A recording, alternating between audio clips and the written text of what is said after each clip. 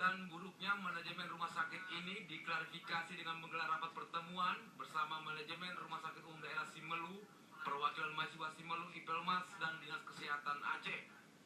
Ketua Komisi 6 DPR Aceh T. Iskandar Daud usai pertemuan mengatakan pihaknya sudah mendapat berbagai penjelasan dari pihak Rumah Sakit Umum Daerah Simelu. Jadi para mahasiswa harus mengontrol kinerja Rumah Sakit Umum Daerah dan melaporkannya ke Bupati Simelu. Menurut data yang dijelaskan kepada Dewan, pelayanan rumah sakit tersendat karena terhutang kepada pemasok kimia farma sebesar 4,1 miliar rupiah. Sementara Ketua Ipelmas Zulianto meminta agar Komisi 6 DPR Aceh dan Dinas Kesehatan Aceh turun langsung ke lapangan. Krisis obat dan buruknya manajemen Rumah Sakit Umum Daerah Simelu tersebut disebabkan tidak adanya sinkronisasi dengan Pemkab maupun DPD setempat sejak tahun 2015. Banyak pasien terlantar, ambulan rusak, dan habisnya obat sampai ke puskesmas pembantu di lewat Kecamatan Alafan Ambruk.